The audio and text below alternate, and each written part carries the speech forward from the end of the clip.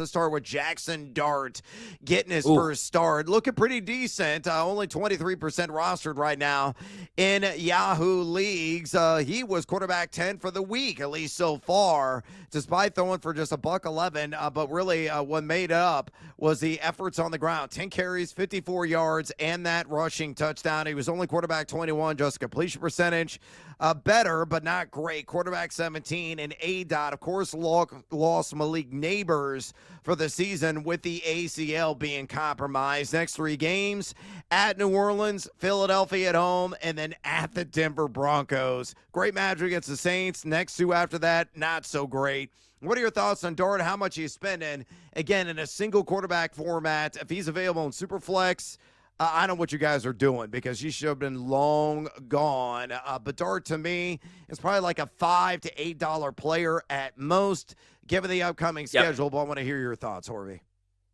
I would go probably the max, like maybe even like 8 to 10, just because you brought up the upcoming schedule, which absolutely sucks. But I do think that, especially with Cam Scattaboo, there's going to be check down opportunities. And, even against these good run defenses, there's going to be design quarterback stuff, but a lot of scrambling opportunities.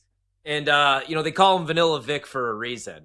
I don't think the passing yards numbers are going to be all that great, especially without Malik Neighbors. They weren't yesterday, right? He's kind of just figuring out how to play in the NFL, but he's a hell of an athlete. So, if you really are desperate at the quarterback position, I'd spend a little bit more money. But, yeah, I think you're right. Good backup option, and I love him this week, especially the rushing yards. Yeah, I do too. I already wrote about him on my Fantasy Flames. You can check out that column right now for free at thegamingjuice.com. Again, for free at thegamingjuice.com. We got a couple of sexy running backs available. Let's go to Kenneth Gainwell. Last-minute scratch for Jaylen Warren with that bum knee in Dublin, and man, he earned all the Guinness in that game. A guy that was RB2 on the week, 99 yards on the ground on 19 carries for a pair of touchdowns, 6 receptions for 35.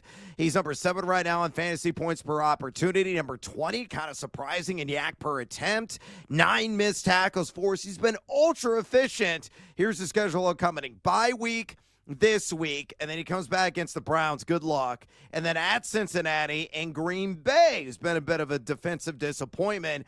Also only 23% rostered. If you need a running back, know that Warren's going to be back at some point. What do you spend on Kenneth Gainwell?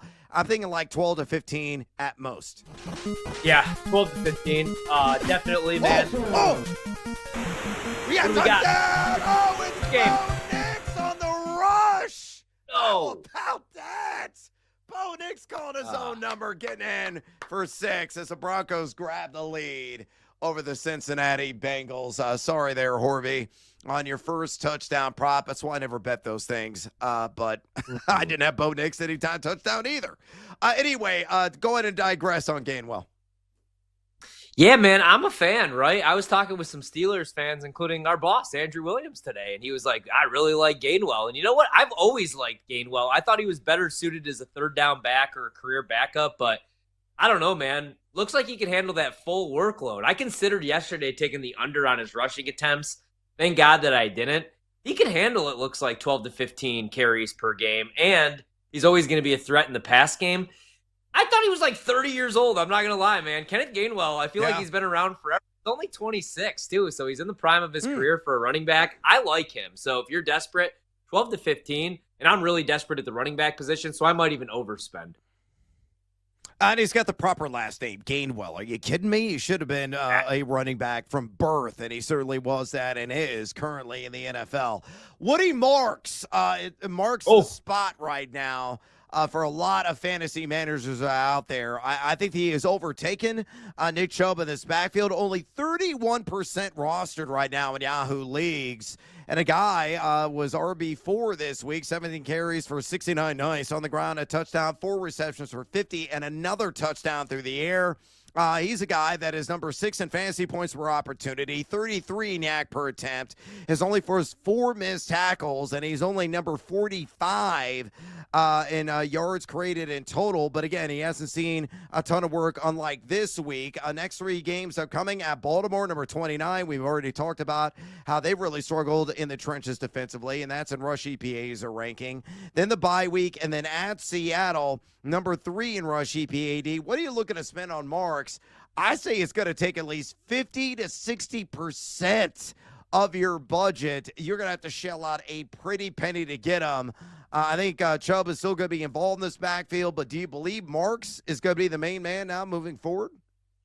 I really do, and I loved him at USC. I'm glad that people are finally starting to recognize the talent. I might go like 70 to 80% of my bankroll.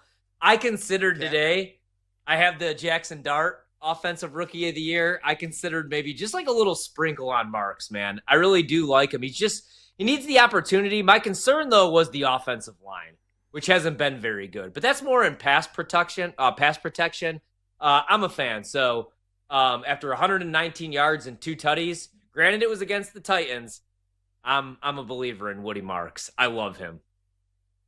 Yeah, he's going to be the most sought-after guy off of waivers. Contingency prize could be Kendre Miller of the New Orleans Saints. The running back, really a breakout game for him. He was RB 14 on the week, 11 carries, 65 yards, and a touchdown. A competitive affair there in Western New York against Buffalo. Next 3 games against the G-Men, dead last in rush EPA defense. And New England, number 7 in that category. Then at Chicago, we know how bad the Bears have been up front, number 21 in rush EPAD.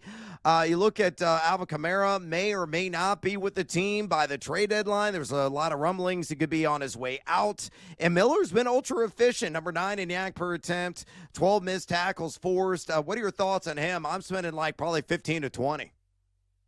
Yeah, 15 to 20 for me too, although it would be a big mistake because I actually released him right before the season began. Didn't think he would get any work, but eventually I think there will be the youth movement, and I think that there's a good chance like by the end of the season, man, he's going to get the majority of the touches. So I think that's a fair price right there.